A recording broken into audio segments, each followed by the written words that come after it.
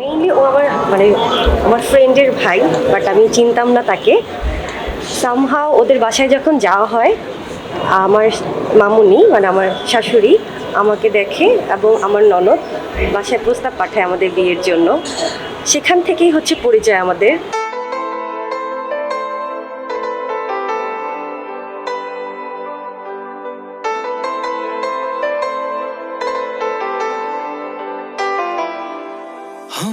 তারপর এক পর্যায়ে তো আমার ওরকম ভাবে রাজি ছিলাম না যে বিয়ে করবো এরকম কিছু, কিন্তু দুই ফ্যামিলি থেকে ডিসাইড করে যে হচ্ছে আমরা হচ্ছে দেখা করি একসাথে।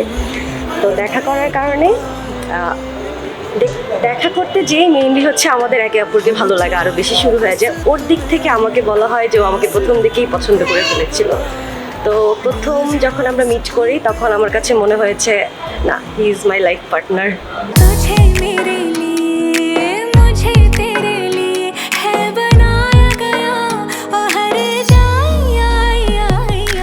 শুরু থেকে হচ্ছে আমাদের অ্যারেঞ্জ ম্যারেজ, কিন্তু এটার মধ্যে একটা টুইস্ট হচ্ছে আমার বান্ধবী, আমার স্কুল বান্ধবী, সে হচ্ছে আমার ননদ।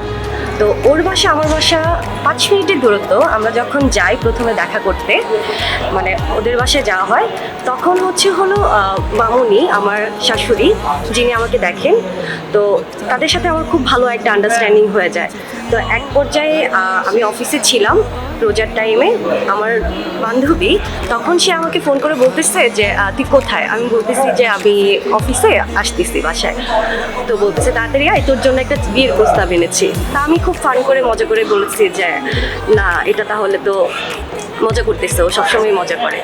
বাসায় যেয়ে দেখি আমার শাশুড়ি আর আমার বান্ধবী মানে ননদ তারা হচ্ছে বাসায়।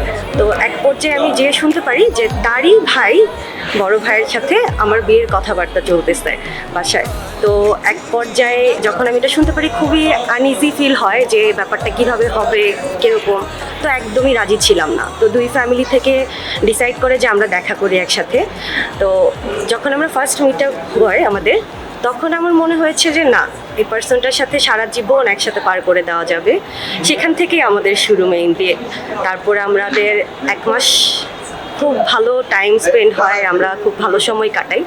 দুই ফ্যামিলি থেকে ডিসাইড করা হয় যে আচ্ছা ঠিক আছে, আমাদের বিয়ের কথাবার্তা আগানো যায়, আমরা দুজনেই সম্মতি দিই।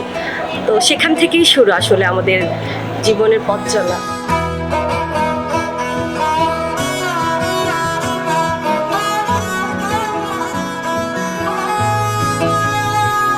গোটা পৃথিবীতে খুঁজো আমার মতো কে তোমারে এত ভালোবাসে।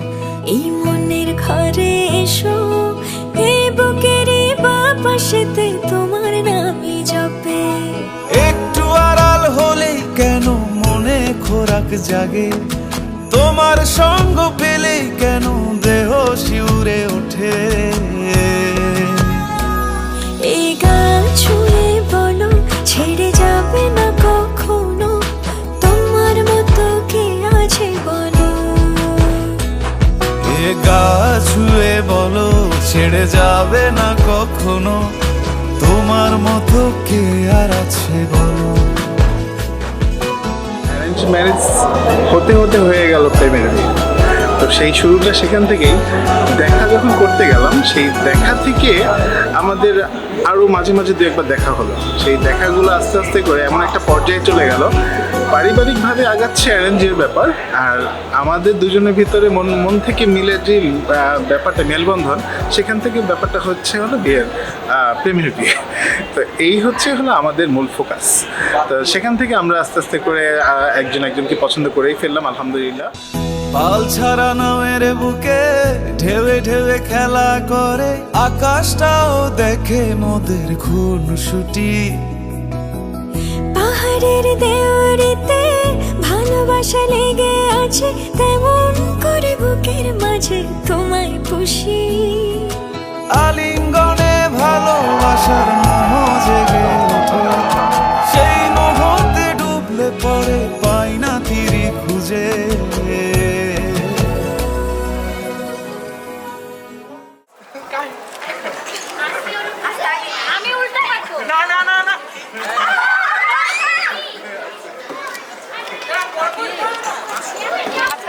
কাকে দেখতে পাচ্ছ এখানে? আমার প্রিয় তোমাকে। আপু তুমি কাকে দেখতে পাচ্ছ? আমার রাজকুমার।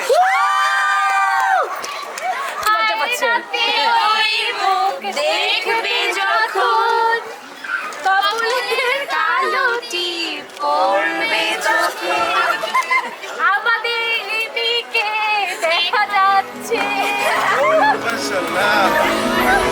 এ গা ছুঁয়ে বলো ছেড়ে যাবে না কখনো, তোমার মতো কে আছে বলো।